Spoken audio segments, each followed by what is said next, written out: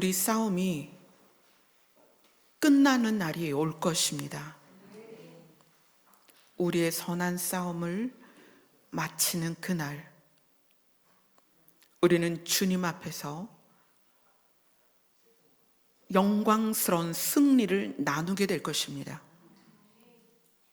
그 날을 향하여 가는 우리의 걸음을 군사와 같이, 용맹스러운 군사와 같이 걷게 하여 주시옵소서. 예수님 이름으로 기도드리옵나이다. 아멘. 오늘 말씀은 다니엘서 8장입니다.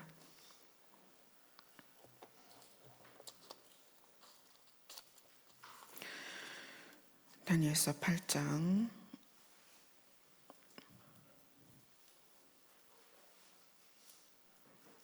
15절부터 17절까지 17절까지 보겠습니다. 15절부터 같이 읽겠습니다. 시작. 나 다니엘이 이 환상을 보고 그 뜻을 알고자 할 때에 사람 모양 같은 것이 내 앞에 섰고 내가 들은즉 을레강 두 언덕 사이에서 사람의 목소리가 있어 외쳐 이르되 가브리엘아, 이 환상을 이 사람에게 깨닫게 하라 하더니 그가 내가 선 곳으로 나왔는데 그가 나올 때 내가 두려워서 얼굴을 땅에 대고 엎드리매 그가 내게 이르되 인자야 깨달아 알라. 이 환상은 정한 때 끝에 관한 것이니라. 아멘. 다니엘서는 12장까지 되어 있습니다. 1장부터 6장까지는 하나님의 신실하심, 그래서 다니엘이 고백하죠. 나는 하나님을 믿습니다. 하나님은 믿을 만한 분입니다. 그분은 신실하셔서 그분이 우리에게 하셔야 될 그 생명을 살리는 모든 일에 대하여 신실하시다.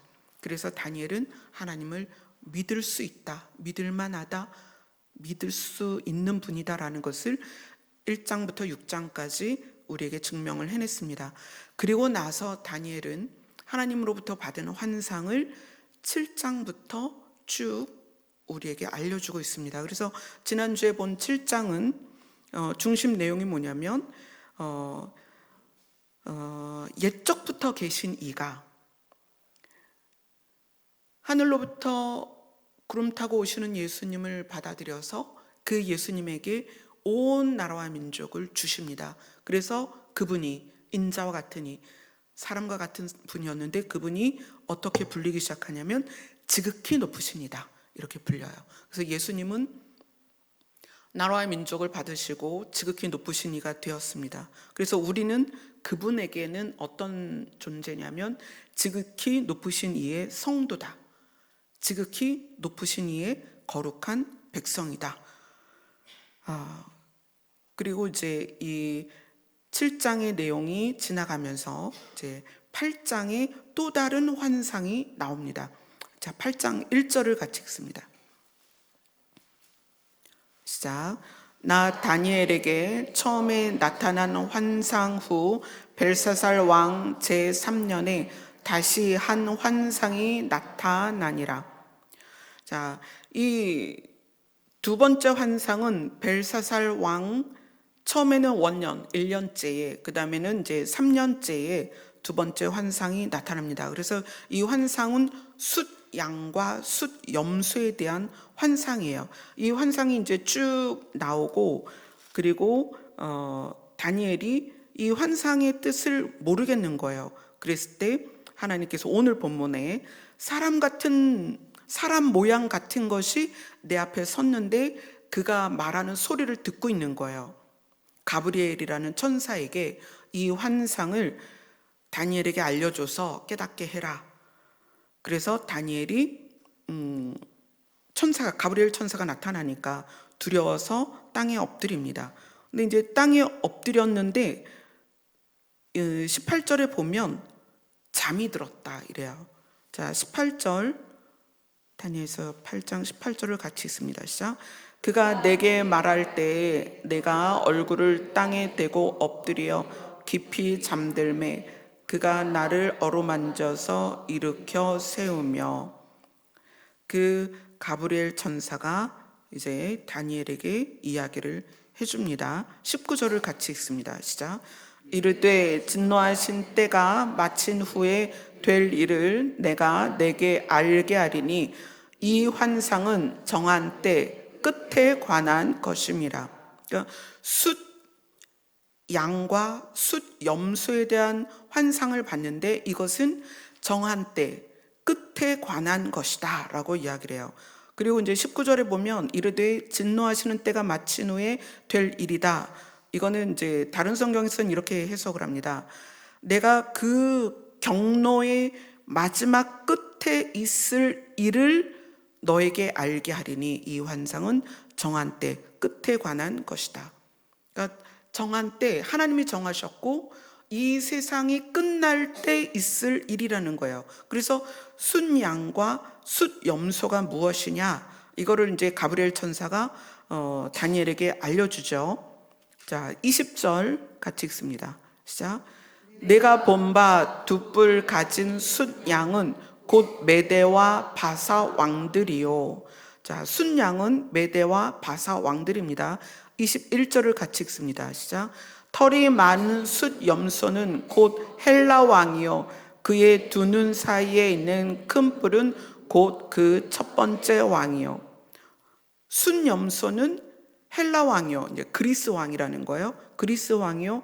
그 두 눈 사이에 있는 큰 뿔은 곧 그 첫째 왕이요. 자, 그렇게 하면서 이제 그 뿔이 나오고 그 뿔이 꺾이면서 또 네 뿔이 나오고 그 네 뿔이 이제 네 나라거든요. 그 네 나라의 마지막에 속한 왕이 일어나서 그 왕이 어떻게 하느냐는 23절, 24절, 25절이 쭉 그 네 나라의 마지막에 나오는 왕에 대한 이야기가 나와요. 23절부터 25절까지 같이 읽습니다. 시작. 이 네 나라 마지막 때에 반역자들이 가득할 즈음에 한 왕이 일어나리니 그 얼굴은 뻔뻔하며 속임수에 능하며 그 권세가 강할 것이나 자기의 힘으로 말미암은 것이 아니며 그가 장차 놀랍게 파괴 행위를 하고 자의로 행하여 형통하며 강한 자들과 거룩한 백성을 멸하리라. 그가 꾀를 베풀어 제 손으로 속임수를 행하고 마음에 스스로 큰 채하며 또 평화로운 때에 많은 무리를 멸하며 또 스스로 서서 만왕의 왕을 대적할 것이나 그가 사람의 손으로 말미암지 아니하고 깨지리라. 우리는 다니엘서를 읽을 때 이제 이런 환상을 이 마지막 때에 대한 것이니까 과연 이 순양 또는 순염소 마지막에 일어나는 환왕 이것이 누구냐에 사실 초점이 많이 맞춰져 있습니다. 이것이 누구냐, 어느 나라에서 나올 것이냐, 이것이 이제 계시록하고도 연결돼서 적그리스도가 나타나서 거룩한 곳에 서서, 그죠? 우리는 그 내용들을 읽으면 과연 그러면 누구냐, 적그리스도가 누구냐, 어느 나라에서 나올 것이며 그 적그리스도가 언제 나타날 것이냐에 포커스를 맞춰서 성경을 해석을 했습니다. 그런데 사실은 그 일들은 오늘 말씀처럼 정한 때에 일어날 것입니다. 그죠? 누가 적그리스도가 돼서 거룩한 곳에 서서 말을 하든 분명히 일어날 일이고 하나님이 그분의 이야기, 그 히스토리 속에서 이루어낼 일들이라는 거예요. 악한 자는 악한 자의 때에 쓰임을 받아서 적그리스도로 쓸 것이고 그들은 성도들을 괴롭게 할 것이고 성도들이 그의 손에 붙임 바 되어서 마치 강한 이로, 지난주에 말했던 것처럼 이로 부시고 발로 밟히는 때가 올 거라는 거예요. 우리 입장에서, 우리는 성도잖아요. 지극히 높으신 이의 백성이며 지극히 높으신 이의 성도라고 우리가 되어 있는데, 그럼 우리는 정한 때 끝에 관하여 우리가 알아가면서 뭘 우리는 해야 되겠느냐는 거예요. 때를 계산하고 시기를 추측하고 누가 적그리스도일 것이며 어느 나라에서 나올 것이며 어느 때에 나올 것이냐를 예측하는 것이 중요하냐? 그게 아니죠. 자, 오늘 보세요. 25절을 다시 한번 읽습니다. 다니엘서 8장 25절입니다. 시작. 그가 꾀를 베풀어 제 손으로 속임수를 행하고 마음에 스스로 큰 체하며 또 평화로운 때에 많은 무리를 멸하며 또 스스로 서서 만왕의 왕을 대적할 것이나 그가 사람의 손으로 깨지리라. 다니엘서 8장에서 가장 중요한 것은 무엇이냐면 그가 사람의 손으로 말미암지 아니하고 깨지리라요. 깨지리라. 그가 누구든 간에, 그가 어느 나라에서 나오든 간에, 그가 어느 때에 나오든 간에, 그가 어떤 악한 일을 하며 그가 어떤 스스로 꾀를 내며 그가 어떤 일로서 사람들을 괴롭게 할지라도 결론이 뭐냐면 사람의 손으로 말미암지 않고, 그죠? 우리가 그와 싸우는 게 아니에요. 적그리스도가 섰을 때 우리가 그와 싸우는 게 아니고 사람의 손으로 말미암지 아니하고 어떻게 될 것이다? 깨질 것이다. 이 깨지리라 이 단어 하나가 다른 성경에서는 무너지리라 이렇게 나와요. 그는 무너집니다. 그는 반드시 무너지고 그는 반드시 깨집니다. 누구에 의해서? 사람에 의해서가 아니라는 거예요. 아멘. 자, 그래서 이게 누구에 의해서냐는 이미 우리가 성경에서 봤습니다. 다니엘서 2장으로 갑니다. 다니엘서 2장 34절 35절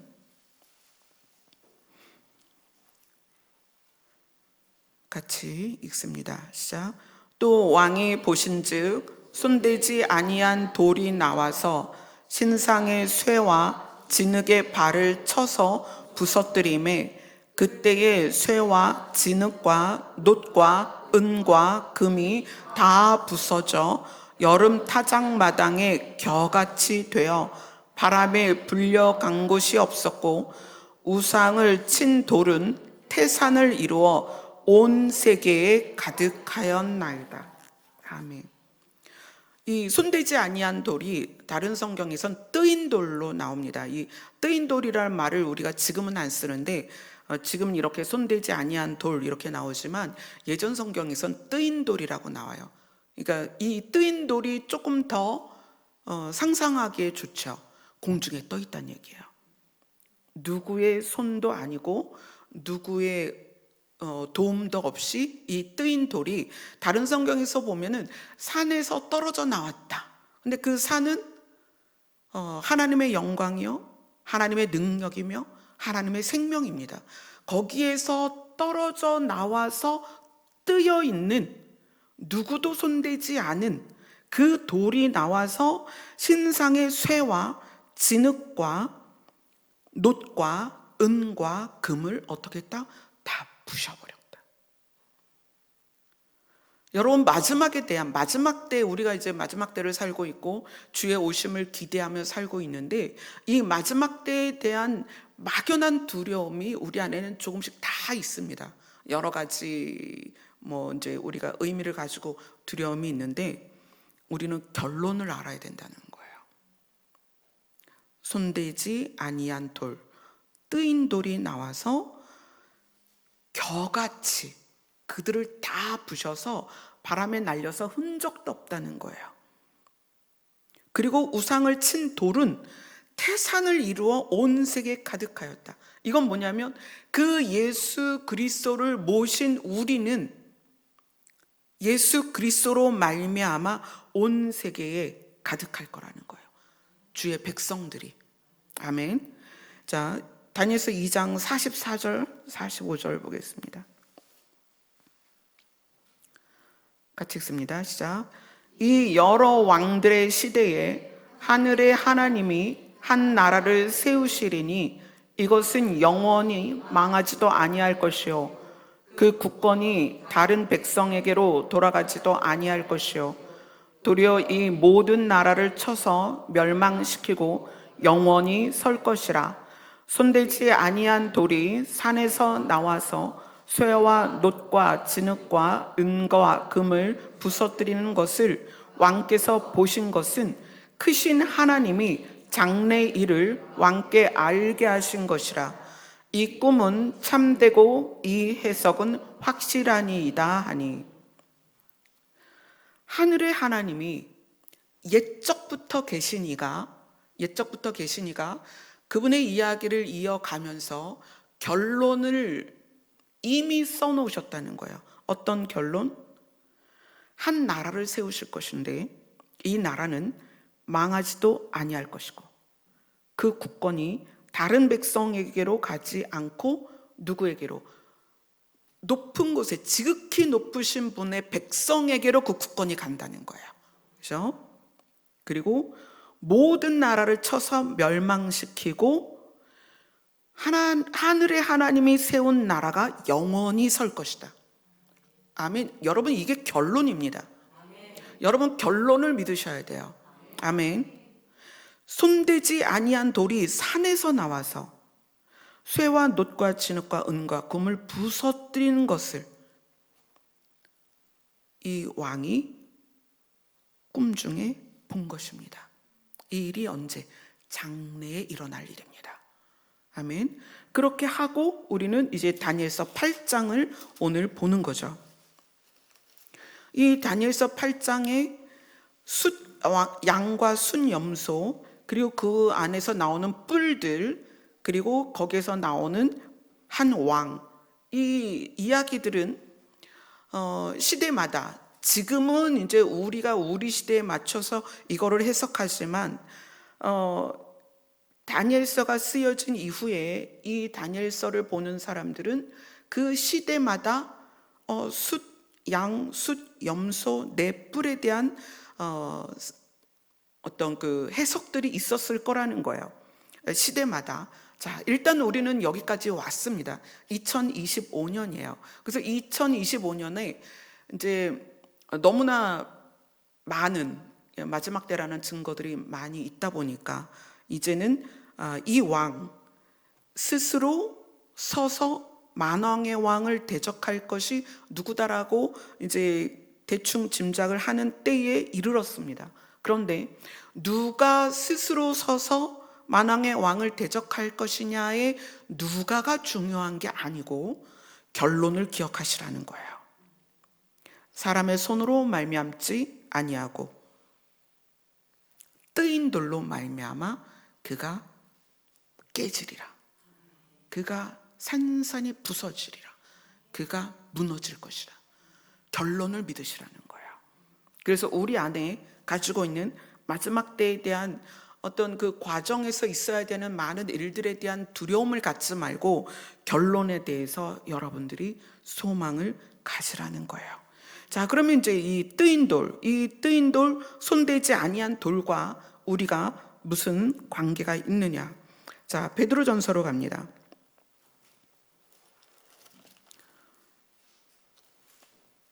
베드로전서 2장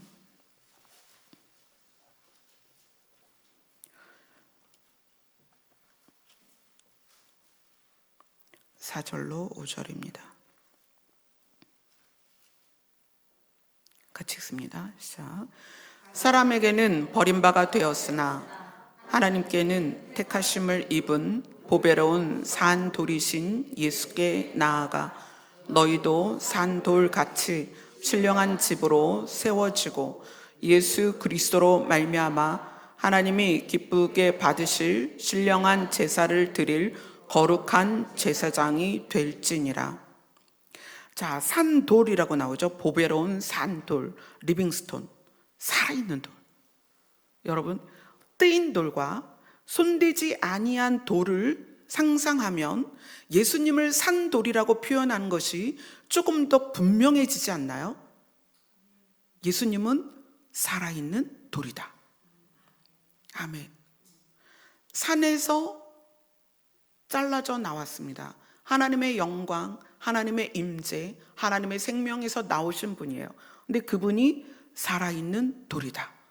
이제 이 산돌이 다니엘서와 연결해서 예수님이 진짜 산돌이구나. 그분은 뜨인 돌이고 사람이 손대지 아니한 돌이고 사람이 손대지 아니한 그 뜨인 돌이 세상을 심판하실 거라는 거예요.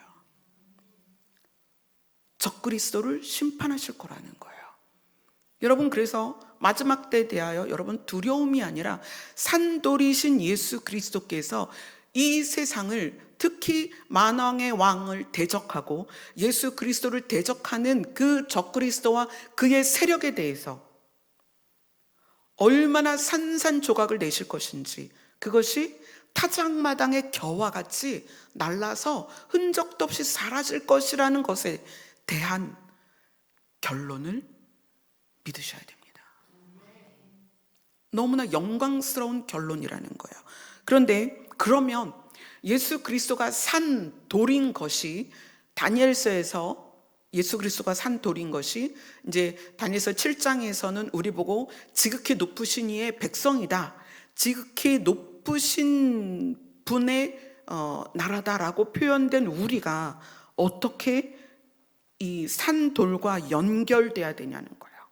그분이 산돌인데 우리는 그 산돌과 어떻게 연결돼야 되느냐.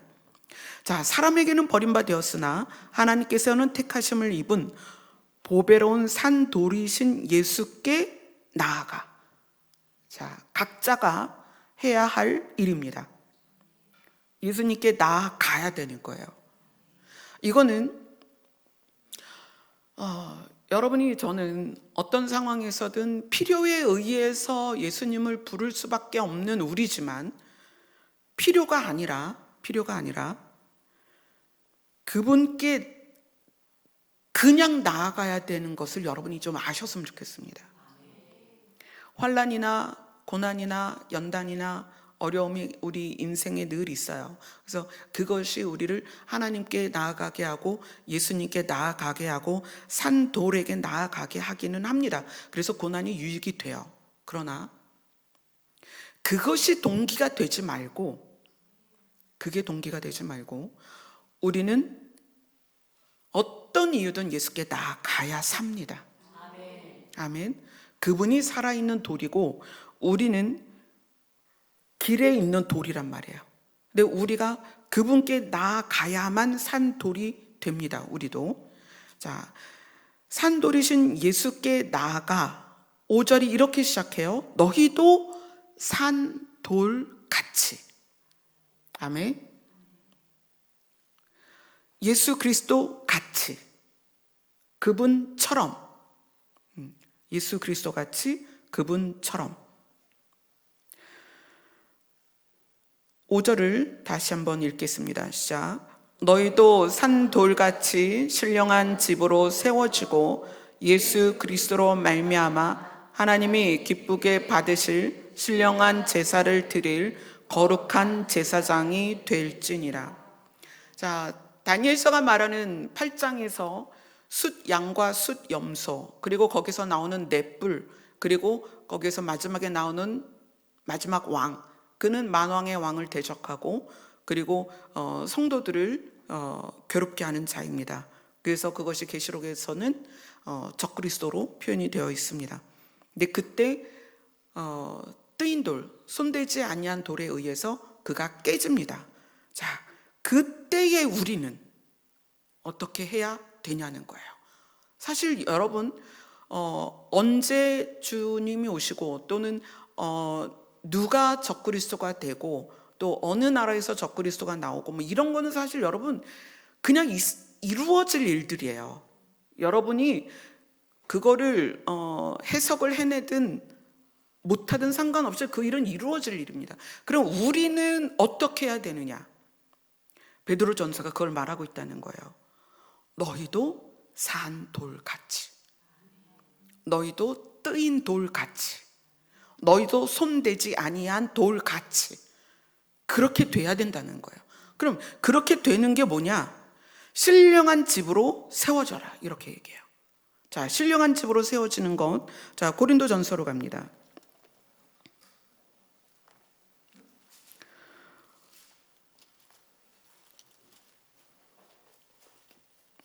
고린도전서 3장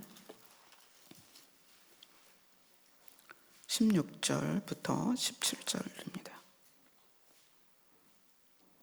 같이 읽습니다. 시작. 너희는 너희가 하나님의 성전인 것과 하나님의 성령이 너희 안에 계시는 것을 알지 못하느냐? 누구든지 하나님의 성전을 더럽히면 하나님이 그 사람을 멸하시리라. 하나님의 성전은 거룩하니 너희도 그러하니라. 아멘. 우리가 주일을 지금 계속 거룩에 대해서 나누잖아요. 그죠? 저는 올해는 천년왕국과 새하늘과 새 땅을 좀 더, 그러니까 이제 제가 계시받은 그 내용들을 풀어내는 해가 아닐까라고 생각했어요. 그런데 하나님께서는 아니, 그건 중요한 게 아니야. 그것은 그분의 히스토리입니다. 그분의 이야기예요. 이루어질 일들이라는 거예요. 그게 이루어지는 건 하나님의 영역입니다. 너희는 어떻게 할 거니? 그거거든요. 자, 오늘 이렇게 이야기합니다. 너희들이 신령한 집으로, 누구처럼? 산돌처럼 신령한 집으로 세워져야 된다. 근데 신령한 집이 뭐다? 하나님이 우리에 대하여 너희가 하나님의 성전이다라고 얘기를 하는 거예요. 우리 개인이. 그죠? 여기 그럼 지금 성전이 수십 개가 있는 거예요. 그죠? 너희가 하나님의 성전인 것과 하나님의 성령, 하나님의 영이 너희 안에 계시는 걸 알지 못하겠니? 반문하는 거예요. 모르겠니 진짜로? 너희가 하나님을 아버지라 부르고 하나님을 믿으면 너희는 성전이야. 하나님의 영이 너희 안에 있어. 우리는 또 우리의 기준을 가지고 이야기를 해요. 저는 이것도 아직 못 끊고요. 이렇게 하고 있고. 근데 제가 어떻게 하나님의 성전이에요? 관계는 하나님께서 정해 주신 거예요. 너희가 나를 믿으면 관계가 형성이 돼서 내가 너희 안에 있고 너희를 내 안에 있게 할 거야. 이건 하나님이 규칙을 만드신 거예요. 너희가 하나님의 성전이고 하나님의 성령이 너희 안에 계신 것을 모르겠니? 왜냐, 이 반문을 왜 했냐면 마치 모르는 사람처럼 살고 있다는 거야. 내가 성전인 거를 모르고 살고 있는 거고요. 내 안에 성령이 계신 거를 모르는 사람처럼 행동하며 살고 있다는 거예요. 누구든지 하나님의 성전을 더럽히면 하나님이 그 사람을 멸하시리라. 왜냐하면 부정하니까. 하나님의 성전은 거룩하니 너희도 그러하니라. 고린도전서 6장으로 갑니다. 6장 19절입니다.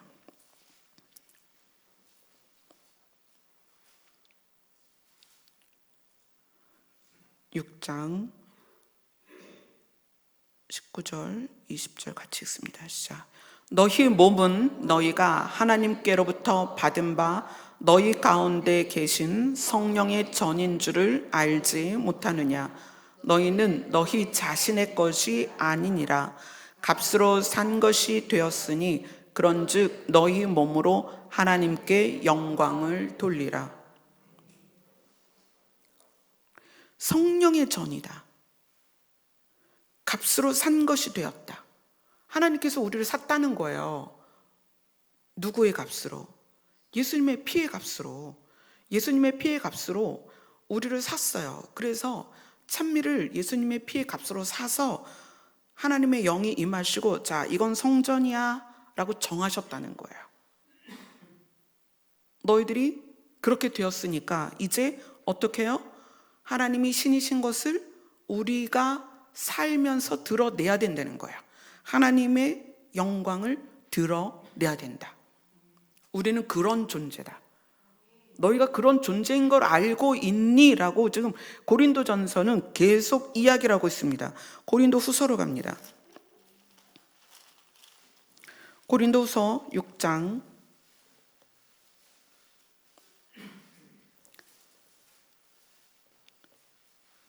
16절부터 18절까지입니다.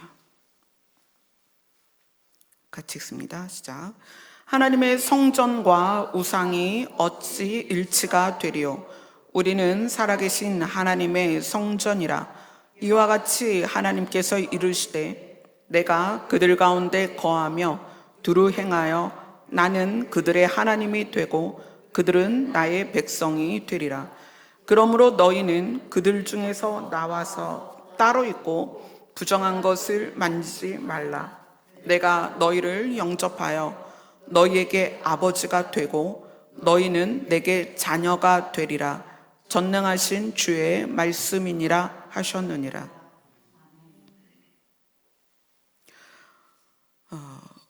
우리가 하나님의 성전인 것에 대해서 하나님께서 고린도 전후서를 통해서 계속 말씀하세요. 그리고 여기에서는 그 관계에 대해서 조금 더 구체적으로 내가 너희를 영접하여, 이 영접, 아까는 값을 주고 사셨다 그랬죠? 값을 주고 샀다. 그래서 너희에게 아버지가 되고, 누가? 하나님께서 너희의 아버지가 되고, 너희는 내게, 누구의? 하나님의, 너희는 하나님의 자녀가 되리라. 전능하신 하나님의 말씀이니라. 신령한 집이라는 것은 지금 우리가 보고 있는 베드로 전서에서 나온 성도는 신령한 집이라는 것은 하나님과 우리의 관계를 명확하게 알아야, 하나님과 우리와의 관계를 명확하게 알아야 산 돌이 된다는 거예요. 예수님처럼. 자, 예수님이 산 돌이 되실 수 있었던 것은 요한복음에서 굉장히 많이 강조한 게 뭐냐면 하나님이 나의 아버지다. 예수님이 그거 굉장히 많이 말씀하셨어요. 하나님이 나의 아버지다. 그래서 내가 아버지와 하나 된 것 같이 너희도 나처럼 나와 하나 되었으면 좋겠다. 그 얘기를 예수님이 굉장히 많이 말씀하셨거든요. 그러니까 예수님이 하나님과의 관계를 명확하게 알았기 때문에 하나님의 결론을 믿었다는 거예요. 그래서 예수님이 하나님과의 관계를 알았기 때문에, 예수님이 아들이니까, 그래서 그 결론을 믿었고 그 결론을 알기 때문에 순종이 가능했다는 거예요. 자, 우리가 예수님처럼 산 돌이 된다는 것은 우리는 나와 하나님과의 관계를 여러분이 명확히 알아야 됩니다. 신앙생활이 이 관계로 시작하지 않으면 율법적으로 가요. 무슨 얘기냐면 하나님께서는 내가 너희를 영접했다 이렇게 얘기해요. 자, 고린도 후서에서 이렇게 얘기합니다. 너희는 그들 중에 나와서 따로 있고 부정한 것을 만지지 말라. 내가 너희를 영접하여. 자, 어떻게 영접하신 거예요? 당신의 아들의 피로 우리를 영접하신 거예요. 자, 그래서 너희에게 내가 아버지가 되고 너희는 내게 자녀가 될 것이다 라고 전능하신 하나님이 말씀을 하셨습니다. 너와 나와의 관계는 예수 그리스도의 피로 말미암아 된 거야 라고 관계를 알려주시는 거예요. 근데 이 관계를 모르고 신앙생활을 시작하면 관계를 이루기 위해서 이것도 해야 되고 저것도 해야 된다고 생각하는 거예요. 이것이 율법적인 신앙생활이에요. 우리는 뭐에서 시작하냐면 관계에서 시작하는 거예요. 예수 그리스도로 말미암아 우리는 하나님의 자녀가 되었습니다. 이것이 우리가 신령한 집이 되었다는 관계를 분명하게 인식하는 선에서 우리가 신앙생활을 시작해야 된다는 거예요. 그래야 우리가 예수님처럼 악한 영과 사단의 계략에 대해서 뜨인 돌로 우리도 그들과 싸워 이길 수 있는 거예요. 근데 그게 관계가 형성이 안 되면 내가 오늘 거짓말했는데 내가 구원받을 수 있을까 없을까? 이렇게 해갖고 사탄하고 어떻게 이겨요? 자, 이 부분을 조금 더 보겠습니다. 자, 다시 베드로전서로 갈게요. 베드로전서 2장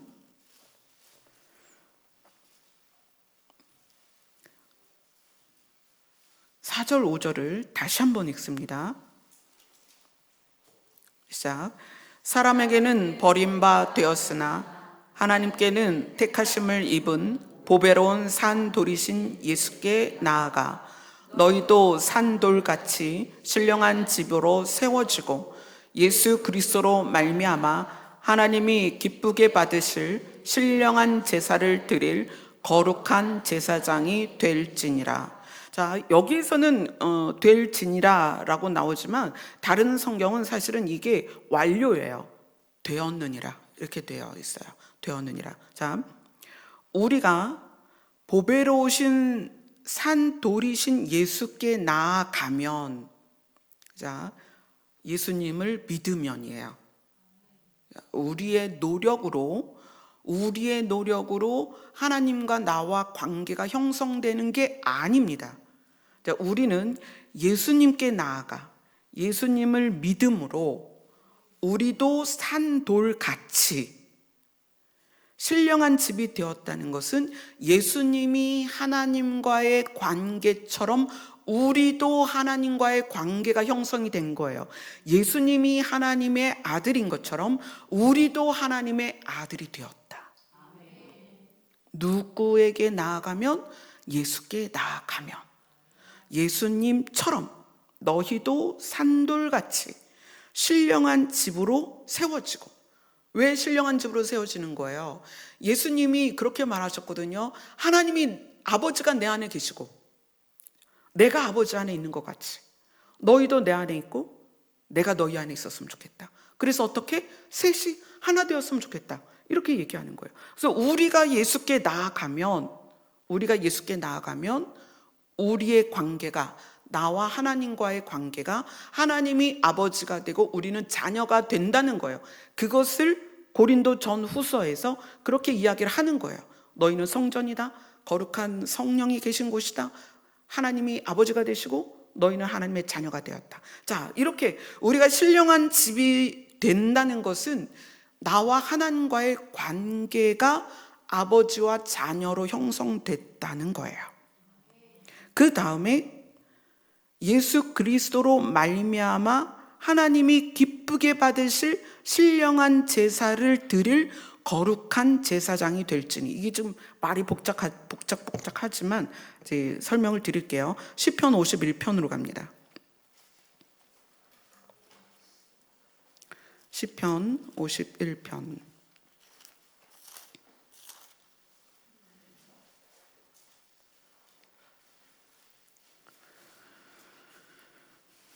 시편 51편 17절 같이 읽습니다. 시작. 하나님께서 구하시는 제사는 상한 심령이라 하나님이여 상하고 통회하는 마음을 주께서 멸시하지 아니하시리이다. 예수님으로 말미암아 신령한 제사를 드리는 거룩한 제사장이 되는 게 뭐냐? 하나님께서 구하시는 제사는 상한 심령이라 하나님이여 상하고 통회하는 마음을 주께서 멸시하지 아니하시리라. 하나님께서 구하시는 제사는, 하나님께서 구하는 희생물은 상한 영이다. 하나님이 받으시는 제물은 상한 영이다. 하나님이 원하시는 건 염소도 아니고 양도 아니고 상한 영이다. 그리고 이 상한 영이다, 이건 무슨 말이냐면 우리가 범죄로 인해서 찢기고 우리가 더러워졌어요. 그런 이 죄인의 모습을 내가 봤을 때 좌절되죠. 낙심되고. 그런데 내가 죄인으로서의 모습이 좌절되고 낙심되어서 그걸로 나를 포기하는 것이 아니라, 잘 들으세요. 그걸로 포기하고 나의 죄된 모습을 부끄러워하는 게 아니라 어떻게 하는 거예요? 용서를 비는 겸손한 마음으로 하나님을 향해 나아가며, 하나님을 향해 나아가며, 그분은 미쁘시고 의로우사. 미쁘시고는 뭐죠? 믿을 만한 분이라는 거예요. 그 믿음의 근거가 뭐냐면 그분이 나를 사랑하시기 때문에. 그렇죠? 미쁘시고 의로우사, 이러한 마음으로 회개하는 우리의 죄를 어떻게 한다? 깨끗하게 하신다. 용서해 주신다. 아멘. 여러분, 이거에 대한 믿음이 있어야 돼요. 우리가 어떤 죄인이어도 그분 앞에 상한 심령을 가지고 나아가면 그분은 미쁘시고 의로우사, 우리가 내어놓는 우리의 찢긴 마음을 용서하시고 우리의 죄를 사하신다는 거예요. 시편 34편으로 갑니다.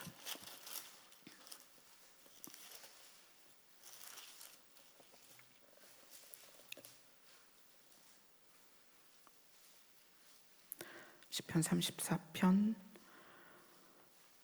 8절을 같이 읽습니다. 8절 같이 읽습니다. 시작. 너희는 여호와의 선하심을 맛보아 알지어다. 그에게 피하는 자는 복이 있도다. 자, 하나님의 선하심이 여러분에게 반드시 믿어져야 됩니다. 그분은 그냥 선하십니다. 그래서 우리가 어떠한 죄의 모양을 가지고 있더라도 그것에 의하여 좌절하고 낙심하고 하나님에게서 떨어져 나가는 것이 아니라, 나의 악함을, 갈기갈기 찢긴 나의 악함을 가지고 그 상한 마음으로 하나님을 향해 나아가는 거예요. 그분은 선하셔서 그에게 피하는 자를 어떻게 하신다? 살리신다는 거예요. 18절을 같이 읽습니다. 지금 34편이죠. 34편 18절 같이 읽습니다. 시작. 여호와는 마음이 상한 자를 가까이 하시고 충심으로 통회하는 자를 구원하시는도다. 우리는 사람을 볼 때 저 사람이 무슨 죄가 있고 뭔 잘못이 있고 뭔 문제가 있고 이게 보이지만, 하나님은 거기에 포커스를 두는 게 아니라 네가 그러할지라도 나에게 오면이에요. 오면. 자, 산돌같이 되는 거의 첫 번째 조건은 예수께 나아가. 그죠? 너희가 예수께 나아가. 산돌처럼이에요. 그러니까 예수께 나아가는 게 먼저예요. 그러니까 우리는 우리의 죄됨과 연약함이, 여러분, 우리의 노력으로 완전해질 수 있다고 생각하세요? 누구도 없습니다. 의인은 없나니 한 사람도 없습니다. 그러면 어떻게 해요? 여러분, 상한 심령을 가지고 어떻게 해요? 그분을 향해 가는 거예요. 충심으로 통회하는 자를 구원하시는도다. 22절을 같이 읽습니다. 시작. 여호와께서 그의 종들의 영혼을 속량하시나니 그에게 피하는 자는 다 벌을 받지 아니하리라. 하나님과의 관계를, 하나님께서는 내가 너희의 아버지가 되어줄 것이고 너희는 나의 자녀가 될 것이다 라고 그 신령한 집이 하나님과 나와의 관계를 말씀하시는 거예요. 근데 신령한 제사를 드리는 거룩한 제사장이라는 것은 우리가 죄를 지었지만 우리가 그 죄진 상태에서 통회하는 마음으로, 참회하는 마음으로 기어서라도 그분 앞에 나아가면 그분은 우리 죄를 사하신다는 거예요. 우리의 시선은 너는 뭐가 문제고 너는 뭐가 잘못이고 너는 뭐 때문에 안 되고 이렇게 보지만, 하나님은 그게 아니라는 거예요. 그거를 보는 게 아니라 우리 그분 앞으로 나아오는가를 보신다는 거예요. 너의 죄가 얼마나 크냐가 아니라 네가 나에게 오냐를 보신다는 거예요. 그것이 신령한 제사를 드리는 거룩한 제사장입니다.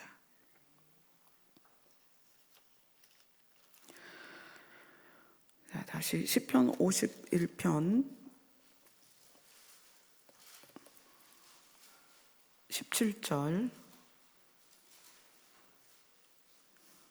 다시 한번 읽습니다. 시작. 하나님께서 구하시는 제사는 상한 심령이라. 하나님이여 상하고 통회하는 마음을 주께서 멸시하지 아니하시리이다. 자, 요한일서로 갑니다. 요한일서 1장 9절.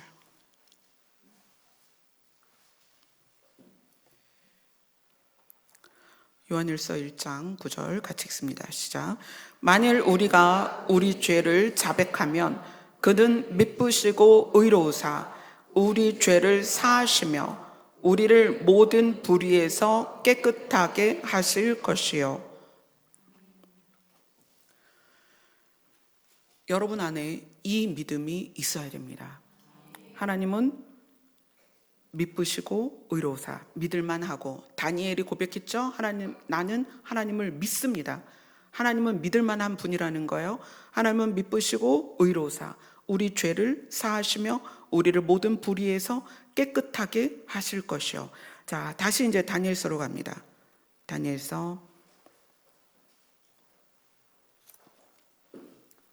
8장 다니엘서 8장 25절을 같이 읽습니다.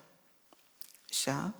그가 꾀를 베풀어 제 손으로 속임수를 행하고 마음에 스스로 큰 채하며 또 평화로운 때에 많은 무리를 멸하며 또 스스로 서서 만왕의 왕을 대적할 것이나 그가 사람의 손으로 말미암지 아니하고 깨지리라. 과정을 여러분, 우리는 이제까지 과정을 심층적으로 해석해내고 과정을 추측해내고 과정을 우리가 연구하고, 그래서 그런 내용들이 유튜브에만 들어가도 굉장히 많습니다. 그러나 우리가 기억해야 되는 건 결론입니다. 뜨인 돌에 의해서, 손대지 않은 돌에 의해서 깨질 것이다. 그런데 베드로전서는 그렇게 말합니다. 너희도 뜨인 돌같이, 너희도 산돌같이, 너희도 손대지 아니한 돌같이 돼야 된다는 거예요. 그것이 신령한 집으로서 우리가 자기 정체성을 아는 것하고, 그 다음에 그것이 뭘 내포하고 있냐면, 내가 신령한 집으로서 내가 죄 가운데 있을 때에 그 죄를 가지고 하나님 앞에 나아갈 수 있는 용기가 돼야 된다는 거예요. 하나님, 제가 신령한 집인데 제가 이러이러해서 더럽혀졌습니다. 하나님 용서해 주세요. 제가 정말 거룩하고 싶습니다. 지금 이제 우리는 물론 이제 각자 이제 영역 안에서 뭐 연구도 하고 공부도 하고 또 뭔가 마련도 하고 이럴 수는 있어요. 진짜 중요한 것은 내가 신령한 집으로서 신령한 제사를 하나님께 드리는 게 중요합니다. 이 마지막 때에 우리가 할 건 그거라는 거예요.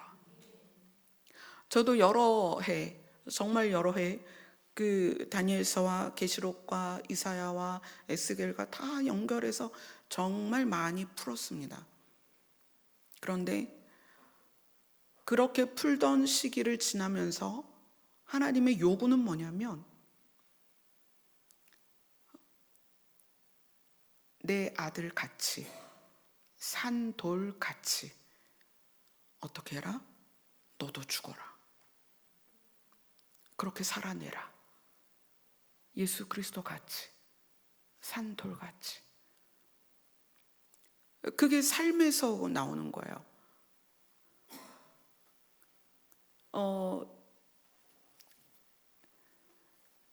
이제 목사다 보니까 이제 목사 모임을 많이 갑니다. 가야 하고 이제 갈 수밖에 없는 상황들이 있어서 가는데, 교회의 존재 이유가 목사님들이 목회를 하기 위해서 교회가 필요한 거예요. 그런 경우를 많이 봅니다. 때로는 이제 마음이 아플 때도 있고 마음이 상할 때도 있어요. 그래서 교회를 입지가 어떤 곳에 세워야 된다, 이제 사거리에 교회를 세워야 된다, 주택이 많아야 된다, 이제 이런 이야기들을 많이 나눠요. 그러다 보니까 교회가 가는 방향이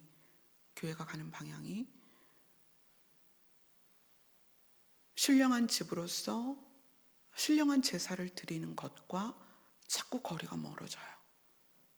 되게 안타까워요. 그래서 시간이 되어서 나눌 수 있을 때마다 이제 제가 할 수 있는 만큼은 나누지만 참 어려워요.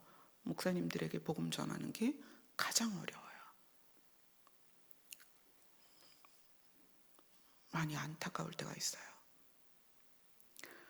여러분들이 마지막 때를 알았다는 것을 깨어났다라고 표현하잖아요. 그죠? 나는 깨어났어 라고 표현을 해요. 깨어났다는 것은 신령한 집으로서의 정체성을 알고, 그리고 예수 그리스도처럼 신령한 제사를 드리는 거룩한 제사장이 되어야 됩니다.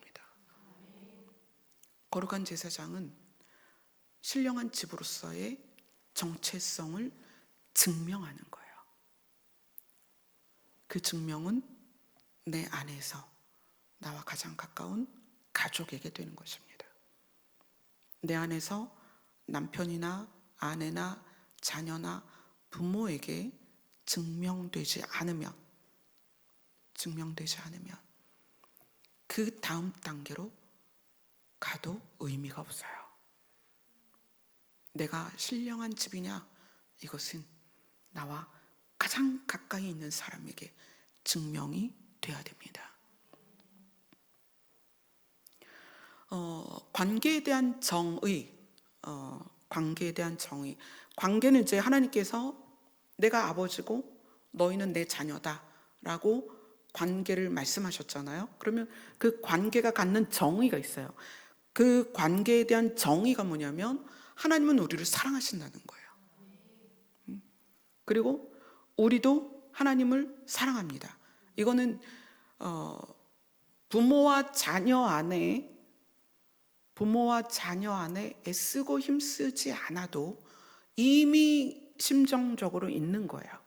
그래서 아기가 태어나면 그 아기가 엄마의 젖을 먹고 엄마의 품을 파고드는 것처럼 본능입니다. 우리가 하나님을 아버지라 부를 때에는 이미 그분을 향한 사랑이 우리 안에서 나와요. 근데 이거는 정의입니다. 정의. 그러니까 하나님을 사랑해야 돼. 그래서 하나님을 사랑하기 위해 노력하는 거는 사실은 정의를 증명하려고 하는 거예요. 그죠? 우리의 삶은 관계를 증명해야 됩니다. 관계를 증명해야 돼요. 그러니까 정의를 증명해내는 게 아니고 관계를 증명하는 것입니다.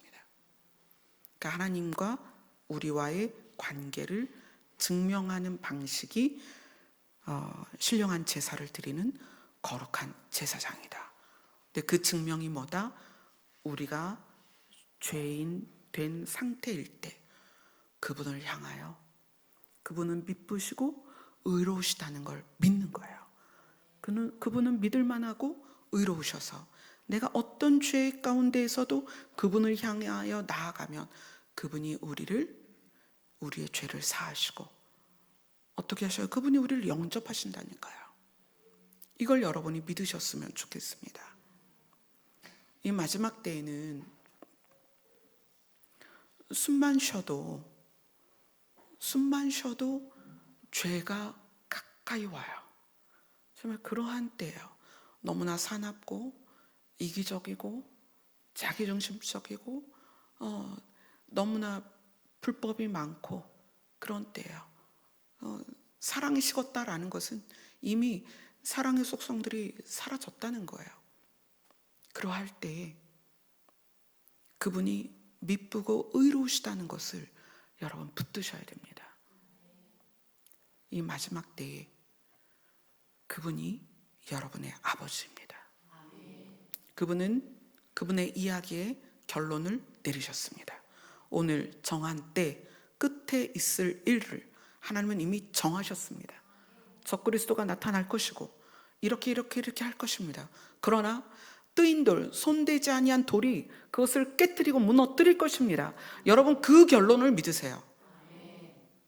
그리고 우리가 신령한 집으로서 거룩한 제사장으로 사는 것이 이 마지막 때에 우리가 할 일이라는 거예요. 아멘. 이것에 여러분이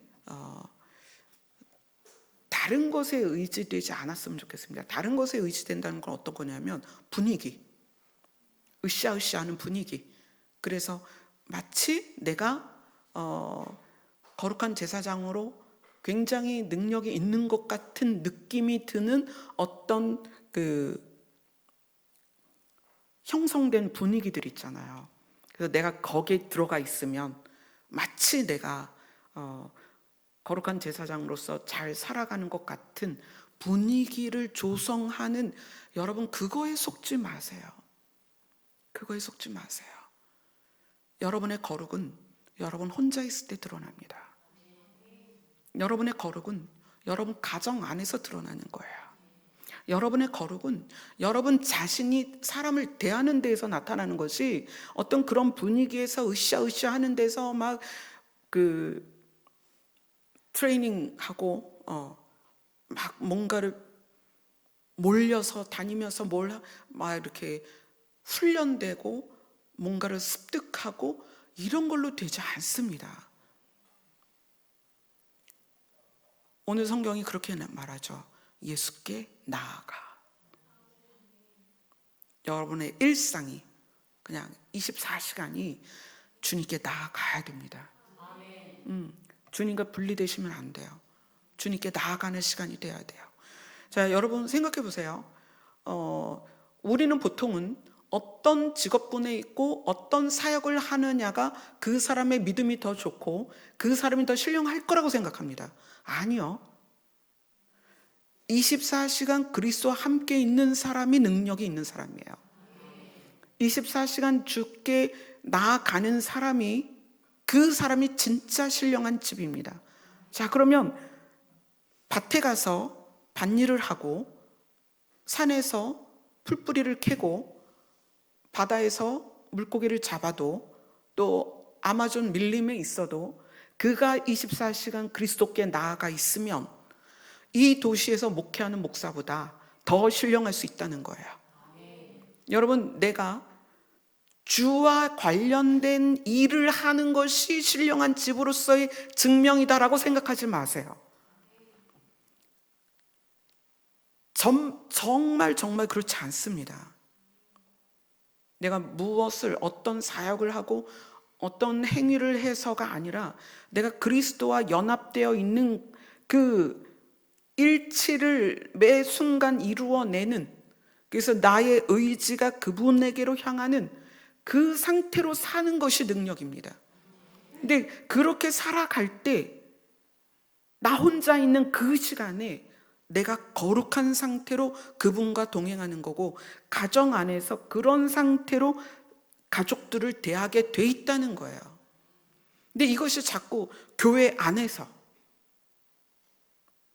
교회 안에서는 거룩하고 집에 가면 난리가 나는 거예요.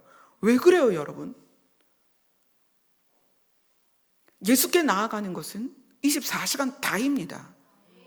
분리된 게 아니란 말이에요. 교회에선 거룩하고 집에 가서는 아니고, 여러분 그렇지 않습니다. 예수께 나아가는 것은 언제나입니다. 그분과의 연합은 날마다입니다. 그분과의 연합되어 있는 건 24시간 전부라는 거예요. 그래서 깨어있다는 것은 마지막 때야 이걸 아는 게 아니고 24시간 주와 연합되어 있는 게 깨어있는 거예요. 그 영이 살아있는 거란 말이에요. 마지막 때에 가장 중요한 것은 24시간 예수께 나아가는 거예요. 마음이, 생각이, 삶이, 모든 것이. 그래서 그분과 일치되어 있을 때, 그때 하나님은 하나님의 일을 이루실 것이고 우리는 그분의 백성으로 살게 될 것입니다. 그것이 삶에서 그대로 드러나게 될 것입니다. 그래서 여러분이 다른 거에 의존되지 않았으면 좋겠습니다. 내가 뭐 유튜브를 봤는데 여기서 이런 말을 하고, 내가 유튜브를 들었는데 여기서 이렇게 얘기하는데 우리 어떻게 하면 좋아, 이러지 말라는 거예요. 여러분이 마지막 때의 결론, 뜨인 돌이 모든 것을 깨부실 때 여러분이 뜨인 돌 같이 되어 있어야 된다는 거예요. 그게 뭐예요? 여러분이 신령한 집으로 세워져 있어야 돼요. 그리고 거룩한 제사를 드리는 제사장이 되어 있어야 된다는 거죠. 그게 마지막 때 우리에게 가장 중요한 이슈다. 그것이 우리의 숙제다. 그것이 우리가 해야 할 일이다. 아멘. 아멘. 우리 찬양합시다.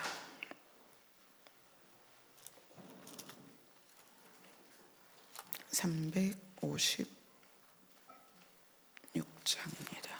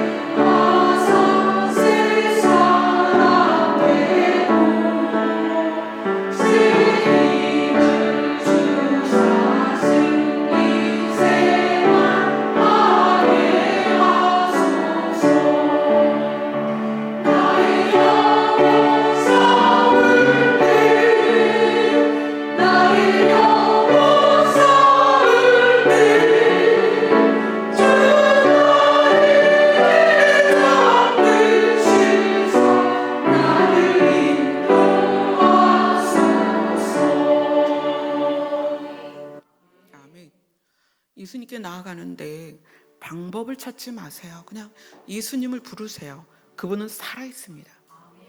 그분은 살아 계셔서 우리가 부를 때 다가오시고 우리와 함께 계시고 우리를 도우십니다. 내 귀에 안 들려서? 그래서 안 계실까요? 나에게 말씀 안 하시면 없는 분인가요? 나에게 말씀 안 하시면 나에게서 멀어지셨을까요? 아니요. 여러분의 감각으로 그분을 확인하려고 하지 마세요. 그분은 살아계시고, 그분은 나 때문에 죽으셨고, 그분은 나를 살리십니다. 그분에게 나아가는 건 믿음으로 가는 거예요. 그리고 그분은 우리를 포기한 적이 없습니다. 이 마지막 때에 우리의 하루하루가 날마다 24시간 그분께 나아가는 시간이 돼야 됩니다. 그래서 교회에서 기도하는 시간을 자꾸 여러분들에게 드리는 거예요. 기도 내용 별 필요 없습니다. 사실은 그분을 그냥 부르세요. 마치 24시간 우리가 호흡하는 것처럼 그분은 우리와 함께 계십니다. 그분을 느끼고 못 느끼고 상관없이 그분은 우리와 함께 계십니다. 아멘.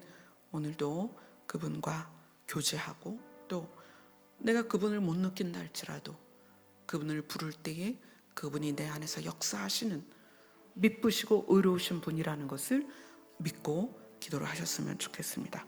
기도하겠습니다.